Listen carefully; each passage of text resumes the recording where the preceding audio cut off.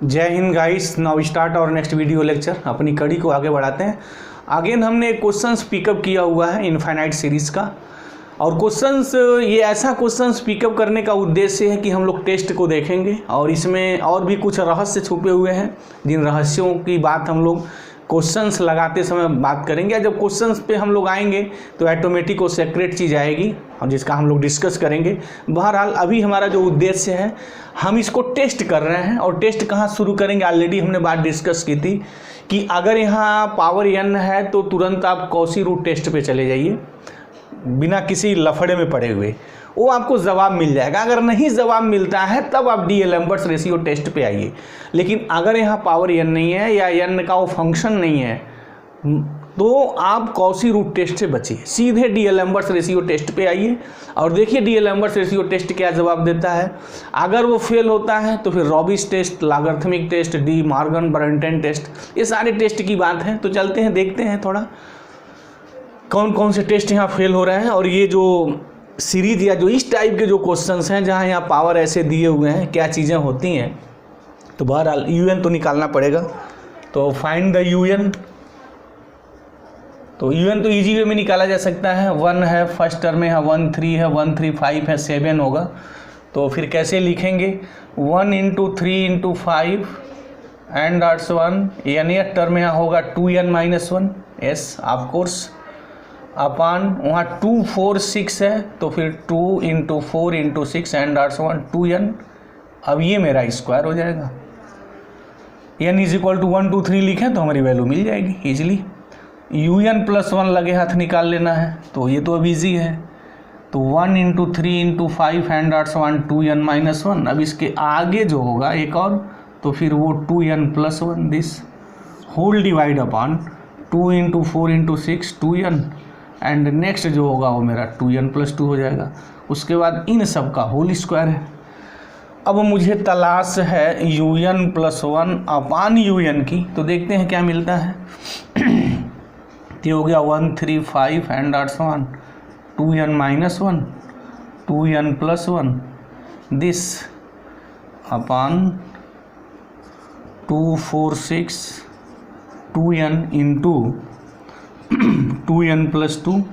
उसके बाद ये whole square into by UN करना है तो फिर ये ऊपर चला जाएगा, ये नीचे आ जाएगा। तो यहाँ 2 4 6 एंड आर्ट्स 1 2n अपान 1 3 5 एंड आर्ट्स 1 2n-1। अब ये इसका स्क्वायर हो जाएगा। अब इसमें देख लीजिए क्या कैंसिल होता है, जो ये टर्म होता है ना वो कैंसिल हो जाता है। जब भी इस टाइप कोई सीरीज दी हुई हो तो जब आप UN+1 अपान UN निकालते हैं तो हमेशा जो ये टर्म तक आता है ना वो कैंसिल हो जाता है। मतलब ये कि ये पूरा ही कैंसिल होना पड़ेगा। देख लीजिए ये यहाँ से लेके यहाँ तक ये कैंसिल हो गया, मतलब ये पूरा कैंसिल हो जाता है। UN का जो टर्म है पूरे कैंसिल हो जाते हैं। ऐसे किसी भी क्वेश्चंस में मिलेंगे तो कैंसिल हो जाएंगे।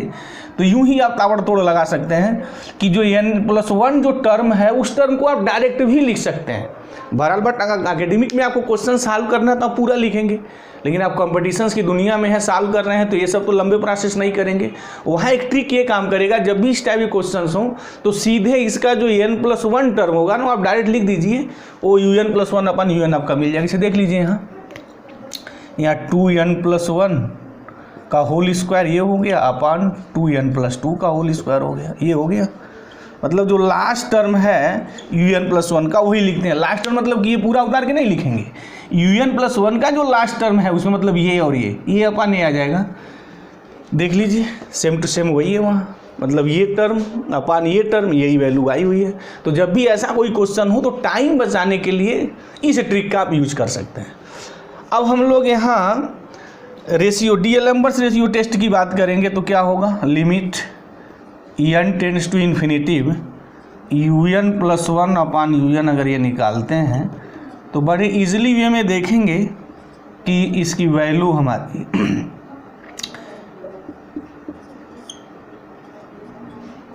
ये हो गया। अच्छा अगर इसकी वैल्यू निकालते हैं तो डेफिनेटली इसकी वैल्यू 1 आ जाएगी। अच्छा 1 आ गया तो मतलब टेस्ट फेल हो गया, मतलब डी-एलेम्बर्ट्स रेशियो टेस्ट कोई डिसीजन नहीं देगा कि ये सीरीज हमारी कन्वर्जेंट है या डाइवर्जेंट है। अगर ये फेल हो गया तो फिर रॉबिस टेस्ट पे आ जाइए। उसमें क्या करते हैं भाई, ये निकालते हैं n UN अपान UN+1 -1, इसका कैलकुलेशन होता है। तो देख लीजिए n ये तो ऑलरेडी वैल्यू हम निकाले हैं, ये हो गया 2n+2 अपान 2n+1 हो जाएगा, उल्टा हो जाएगा और यहाँ -1 हो जाएगा। अब ये हो गया n, इसको अगर हम सॉल्व करें, इसका स्क्वायर खोल दिया जाए तो ये हो गया 4n² + 4 and plus 8n right, minus इसका स्क्वायर अगर खोलते हैं तो 4n² -1 और माइनस 4n होल डिवाइड अपान 2n+1 होल स्क्वायर, ये हो गया। अच्छा, अब ये 4n² और 4n² ये कैंसिल हो गया, यहाँ बचेगा क्या हमारे पास? अगर उस चीज़ को अगर हम लोग देख लें तो यहाँ हो गया n, 8n में से अगर मैं 4n निकालूंगा तो ये 4n बचेगा, और जहाँ यहाँ +4 है यहाँ -1 है तो +3 बचेगा, और अपान यहाँ 2n+1 ये हमारा होल स्क्वायर होगा। अच्छा, अगर ये मैं बात देखूँ, अगर ये लिमिट में निकालूँ n tends to infinity n un upon un+1 -1, तो यहाँ से अगर मैं 4n कॉमन खींचूँ और यहाँ 2n तो अगेन इसकी वैल्यू 1 आ जाएगी। इसको इजीली कैलकुलेट करके देखा जा सकता है कि अगर इसकी आप लिमिट निकालते हैं, this limit n tends to infinity, तो अगेन इसकी वैल्यू 1 आ जाएगी। तो 1 आने का मतलब क्या हुआ कि रॉबिन्स टेस्ट भी फेल हो गया, यहाँ डीएलएम्बर्ट फेल था, रॉबिन्स टेस्ट भी फेल हो गया। अच्छा, अब लगे हाथ तो अगर आप लॉगरिथमिक टेस्ट की बात करते हैं, मतलब ये वैल्यू लॉगरिथमिक टेस्ट में वैल्यू निकाली जाती है, limit n tends to infinity n log un upon un+1, तो लगे हाथ इसको भी थोड़ा निकाल लिया जाए तो फिर क्या आएगा n log, ये un अपान un+1 हम लोग निकाले हुए हैं और इसकी वैल्यू बस इसी को हम लोग रिवर्स कर दें, बात हो जाएगी।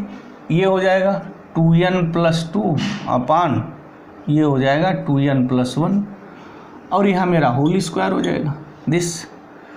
अच्छा, अब इसको लगाना है तो फिर देखा जाए, ये हो गया limit n tends to infinity, यहाँ 2n हो जाएगा, ये हो गया log। अच्छा, अलग अलग अगर मुझे लिखना है तो थोड़ा ताबड़तोड़ अगर लिखें तो यहाँ से 2n मैं कॉमन कर लूँ और यहाँ से भी 2n, तो ये वैल्यू हो जाएगी log 1+1/n माइनस log, अच्छा इसकी अगर वैल्यू लिखेंगे तो 1+2/n, ये हो जाएगा दिस। इजीली सॉल्व किया जा सकता है। अब अगर मैं इसको एक्सपेंड करके अगर लिखूँ यहाँ तो थोड़ा एक्सपेंड ही कर दूँ, पूरी बात यहाँ आ जाएगी तो अच्छा रहेगा।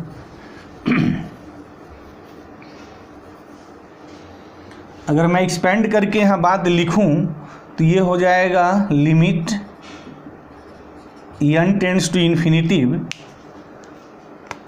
2n log of 1+x, log 1+x का एक्सपेंशन क्या होता है भाई, x - x² 2 + x³ 3 - n.1।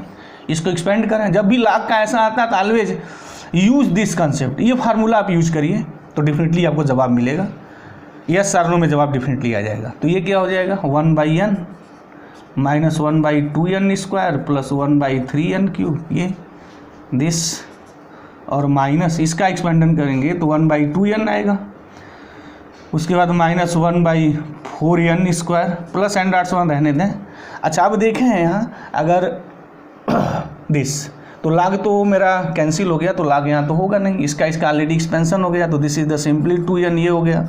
अब यहाँ हो गया हमारा limit n tends to infinity 2n, इसमें से अगर मैं ये सब्ट्रैक्ट करूँगा तो 1/2n आएगा, डेफिनेटली आएगा।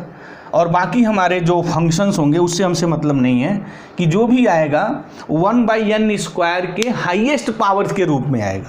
और जब यहाँ मैं लिखूँगा लिमिट फाइनली इसकी निकालूंगा तो इसकी जो वैल्यू आएगी इजीली में आप चेक कर सकते हैं 1 आ जाएगा, क्योंकि बाकी जो होगा वो n² आएगा, 1/n², 1/n³ n4 n5 ऐसे वैल्यू मिलेगी। जब n से मल्टीप्लाई करेंगे तो n फैक्टर 1/n फैक्टर नीचे रहेगा और 1/n के स्क्वायर रहेंगे, मतलब क्या, इसके बाद जो भी टर्म आएंगे 1/n के पावर रहेंगे और इसकी वैल्यू 1 आ जाएगी। तो बाकी टर्म n इन्फिनिटिव करने के बाद वो 0 हो जाएगा, 1 बचेगा, इसकी लिमिट की वैल्यू 1 आ जाएगी। अच्छा, 1 आ गया तो अगेन लॉगरिथमिक टेस्ट फेल हो गया यहाँ। अब यहाँ लॉगरिथमिक टेस्ट फेल हो गया तो इसके बाद हम लोग क्या करें यहाँ, that is a question year. और इस क्वेश्चन का लगाने का हमारा अब उद्देश्य क्या है, जैसे हमने पहले ही कहा कि जब हम क्वेश्चंस लगाएंगे तो सेक्रेट चीज़ें आएंगी जिसका हम लोग जवाब जिसके हम लोग जवाब की तलाश में हैं। अब कोई एक बिगिनर स्टूडेंट जब ये टेस्ट करेगा तो फिर वो ऐसे लगाएगा और डेफिनेटली वो लगाते लगाते अपने टाइम को किल करेगा। तो टाइम किल ना हो उसके लिए हम यहाँ बात करने जा रहे हैं। जब भी हम इस टाइप के क्वेश्चंस लगा रहे हों और यहाँ कुछ पावर आ रहा हो, कोई भी पावर आ रहा हो, तो हमें क्या करना है, हम लोग कैसे लगाएंगे। हालांकि अगर मैं यहाँ De Morgan and Burton test लगाऊँ तो वहाँ भी बहुत बात बनने वाली नहीं होगी। इसके बाद अच्छा बने या ना बने वो हम बहुत तो काफ़ी लंबी चौड़ी बात आएगी। बन जाए तो ठीक है, नहीं बने तो कोई बात नहीं। हम अब उसके लफड़े में नहीं पड़ेंगे, फिर एन निकालना UN/-1 दिस log n, फिर उसके बाद वो सब कैलकुलेशंस प्रोसेस करें। जब भी इस टाइप का कहीं क्वेश्चन आ जाए, वो पावर आ जाए, पावर में कोई नंबर्स है, तो हम लोग एक बड़ा यूनिक टेस्ट है, बड़ा मार्वलस टेस्ट है ये, और जिसका नाम है महान मैथमेटिशियन, ग्रेट मैथमेटिशियन गास वाज ए ग्रेट मैथमेटिशियन, बहुत बड़ा मैथमेटिशियन रहा है। उसका अब यहाँ टेस्ट हम अप्लाई करेंगे। तो पहले हम उसका स्टेटमेंट दे दें, उस टेस्ट का स्टेटमेंट क्या है तब उसके बारे में हम लोग बात करेंगे। अच्छा, ये पहले भी अब लगा सकते हैं। अभी ये पहले हम उसका थोड़ा यहाँ, अब इस सीरीज़ को मैं यहाँ डिलीट कर दूँ, कोई ज़रूरत नहीं है। गास टेस्ट के बारे में हम लोग आते हैं कि ये गास टेस्ट क्या कहता है। और दूसरी बात ये कि हम टाइम कैसे बताएंगे अपनी टाइम को, जो हमारा सबसे मेन इशू है कि एग्ज़ाम पीरियड में टाइम मैनेजमेंट बहुत बड़ी चीज़ होती है।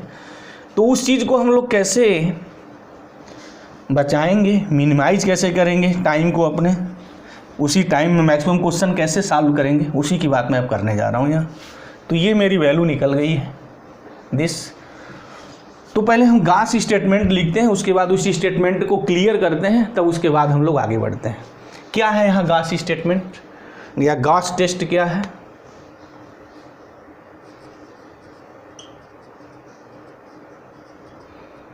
अच्छा, अभी मेरी बात वहाँ चली रही है कि पॉजिटिव सीरीज पे मेरा काम चल रहा है। तो let summation UN be a series of what positive terms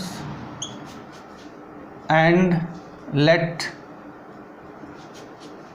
UN/UN+1 इसकी वैल्यू इस फॉर्म की है 1 + a/n + bn/n⁻⁵p, ये वैल्यू आई है। अब चाहे यहाँ क्या क्या है उसकी बात कर लें। वेयर P की वैल्यू जो है 1 से ग्रेटर होनी चाहिए, तभी ये टेस्ट एप्लीकेबल है। And Bn is a bounded sequence होना चाहिए। बाउंडेड सीक्वेंस का मतलब यह है कि सीक्वेंस के सारे नंबर किन्हीं दो रियल नंबर के बीच में अगर हो जाए तो उसे हम लोग बाउंडेड सीक्वेंस कहते हैं, bounded sequence. Then series summation UN is convergent if a greater than 1 and divergent if a less than or equal to 1। यह बात आ गई है कि हमारी जो सीरीज है वो सीरीज अगर a ग्रेटर देन 1 है तो डेफिनेटली वो कन्वर्ज कर जाएगी, अगर a less than r is equal to 1 है तो डाइवर्ज कर जाएगी। तो पहले इस चीज़ को हम लोग थोड़ा देख ले रहे हैं कि ये जो सीरीज़ हमारी है, series of the positive terms है, और UN/UN+1 की जब आप वैल्यू निकाल रहे हैं तो इस फॉर्म का होना चाहिए, मतलब 1 हो + a/n हो + bn/np हो। अच्छा, ए हमारा यहाँ क्या है, ये तो बात की बात है, ये क्या क्या आएगा, क्योंकि सीरीज़ का कन्वर्जेंस और डाइवर्जेंस ए पे डिपेंड करेगा। bn क्या है कि bn जो होना चाहिए हमारा कोई बाउंडेड सीक्वेंस होना चाहिए, और अपान n⁻p, और p की वैल्यू हमेशा 1 से बड़ी होनी चाहिए। अगर ऐसा अगर मिला UN/UN+1 अगर इस फॉर्म का है, तब आप ये कहेंगे कि जो सीरीज़ हमारी है वो कन्वर्जेंट होगी या डाइवर्जेंट होगी, वो ए के नेचर पे डिपेंड करेगी। 1 minute.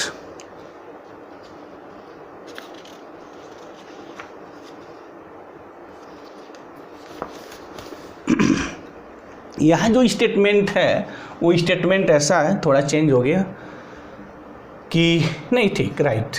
N is convergent if a greater than and divergent this में। कहने का हमारा मतलब क्या है कि जो सीरीज का जो कन्वर्जेंस और जो डाइवर्जेंस है वो ए के नेचर पे डिपेंड करता है। मतलब ये हुआ कि अगर हम un/un+1 इस फार्म का निकाल लेते हैं जहाँ p की वैल्यू 1 से बड़ी है, तो फिर हमें a देखना पड़ेगा कि a की वैल्यू क्या है। अगर a की वैल्यू ग्रेटर देन 1 है तो सीरीज पक्का कन्वर्जेंट हो जाएगी, और लेस देन r = 1 मिलता है तो सीरीज डाइवर्जेंट हो जाएगी। अच्छा, इसका फ़ायदा क्या है? हम फायदे की बात आ जाए, क्योंकि यहाँ देखिए मेरी जो ज़रूरत है ना, ये तो स्टार्टिंग है। जो हम लोग डी-एलेम्बर्ट्स रेशियो टेस्ट की बात करते हैं ना, वो यहीं से शुरू करते हैं। अगर डी-एलेम्बर्ट्स रेशियो टेस्ट फेल हो जाए तो लिसनर हमेशा तुरंत इसको अप्लाई कर दे, बिना उनको रॉबिज टेस्ट पे जाए हुए, लॉगरिथमिक पे, डी मॉर्गन बर्टन पे। अगर ऐसा मिल जाता है तो आप तुरंत अप्लाई करिए, क्योंकि आपका जो टाइम जो किल होने जा रहा है, रॉबिज करेंगे, वो लॉगरिथमिक करेंगे, वो डी मॉर्गन बर्टन करेंगे, ये सब जो सारे जो टेस्ट आप अप्लाई करेंगे, so many times kill here, आपका टाइम किल करेगा। और यहाँ एग्जाम में टाइम ही तो बचाना है। तो जब भी ये वैल्यू आप निकालें और डी-एलेम्बर्ट्स फेल हो जाए तो तुरंत देख लें कि क्या मैं ऐसा लिख सकता हूँ। अगर ऐसा लिख सकते हैं तो आपकी गेम फिनिश, चुटकी बजाते ही मैटर हमारा वहाँ तमाम हो जाएगा, और आपका जो इच्छित जो रिक्वायर्ड रिजल्ट आपको मिल जाएगा कि सीरीज आपकी कन्वर्जेंट है या डाइवर्जेंट है। जैसे यहाँ देख लें, यहाँ हम बात वही करने जा रहे हैं। ये वैल्यू हमने कैलकुलेट कर ली, अब मुझे इसकी तलाश है, तो फिर इसकी तलाश क्या करेंगे? आप इसको रिवर्स कर दीजिए, un/un+1 हो गया। दिस क्या लिखेंगे यहाँ? ये लिखेंगे 2n+2² अपान 2n+1²। ये हो गया। इस फार्म का अगर मुझे लिखना है तो फिर इसको कॉमन करिए। और दूसरी बात है कि जब भी इस टाइप की चीज़ें हों ना, तो बेसिकली ये जो बाइनोमियल में इसका एक्सपेंशन है ना, बड़ा काम आता है। 1+x⁻n का 1+nx+n(n−1) (2x² एंड आर्ट्स 1). जनरली इसका इस टेस्ट में इस तरीके का एक्सपेंशंस करिए। तो 1+x के फार्म का हो तो यहाँ तो 2n+2 है, तो खींच लीजिए ना, 2n कॉमन बाहर करिए, तो यहाँ हो जाएगा 4n² और 1+1 यहाँ n हो जाएगा। दिस ये स्क्वायर हो जाएगा, नीचे भी यहाँ हो जाएगा 4n² 1+1/2n पावर 2 हो जाएगा। ये और ये कैंसिल हो जाएगा। तो अब जो मेरी बात यहाँ आएगी un/un+1 की, वो हो जाएगी 1+1/n, ये स्क्वायर हो गया, और यहाँ 1+1/2n⁻² हो गया। स्क्वायर कर दीजिए, a + b के स्क्वायर को तोड़िए, तो 1+1/n² + 2/n ये हो गया। और इसका expansion using this concept 1+nx, तो 1 - n के जगह मेरा यहाँ कितना हो गया? -2 हो गया, और x की जगह 1/2n हो गया। तो 1+nx का मतलब क्या होगा? 2/2n ये हो गया। उसके बाद क्या होगा? प्लस n(n−1)/(2) 2x² ये आएगा। तो देख लीजिए n क्या है, n की वैल्यू मेरे यहाँ -2 है, तो ये हो गया -2 -2 x², तो ये हो जाएगा 1/4n²। ऐसे चलेगा। तो ये जो मेरी वैल्यू आ गई 1+1/n² + 2/n। अब यहाँ देख लेते हैं, थोड़ा सॉल्व कर लें, क्या आएगा? 1 - 1/n ये हो गया। अच्छा, ये -2 -3, तो ये और ये कैंसिल हो जाएगा, यहाँ तो -3 बचेगा। अच्छा, माइनस ऑलरेडी था तो प्लस हो जाएगा, तो यहाँ हो जाएगा +3/4n² एंड आर्ट्स 1। छोड़ दीजिए, हमें तो बस ये फार्म का चाहिए, 1 चाहिए, तो मल्टीप्लाई करिए। 1 का मल्टीप्लाई करेंगे तो 1 - 1/n + 3/4n² ये आएगा। इसमें इसका मल्टीप्लाई करेंगे तो +1/n², इसमें इसका मल्टीप्लाई करेंगे तो -1/n³ आ जाएगा। इसका इसमें मल्टीप्लाई करेंगे तो +3/4n पे 4 हो जाएगा। 2/n से मल्टीप्लाई करिए प्लस, अभी और एक मैं आपको रास्ता बताऊंगा, इतना मल्टीप्लिकेशन करने की ज़रूरत नहीं पड़ेगी। अभी मैं क्वेश्चंस लगा रहा हूँ तो पूरा थोड़ा कायदे से इनका मैं पोस्टमार्टम कर दूँ, इसलिए सब दुनिया भर का बवाल कर रहे हैं। इसका इसमें मल्टीप्लाई करेंगे तो ये हो जाएगा +6/4n³ एंड आर्ट्स 1 ये होगा।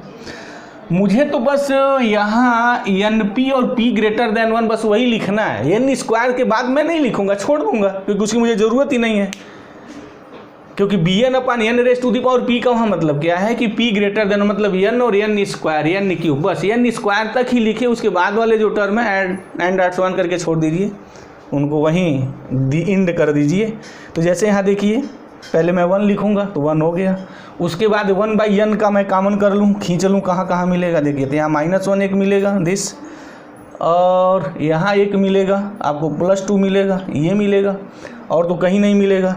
उसके बाद +1/n स्क्वायर बाहर खींच लीजिए, तो यहाँ मिलेगा 3/4 मिलेगा, ये मिलेगा, और n स्क्वायर एक प्लस यहाँ मिलेगा, अच्छा 2/-2 मिलेगा, तो ये -2 मिलेगा, और बाकी कोई ज़रूरत ही नहीं है, एक n स्क्वायर यहाँ है, अच्छा सॉरी एक n स्क्वायर यहाँ भी तो है, तो +1 भी आ जाएगा यहाँ, अच्छा और भी कहीं है n स्क्वायर -2 यहाँ, और बाकी कहीं नहीं है, एंड आर्ट्स 1 कर दीजिए।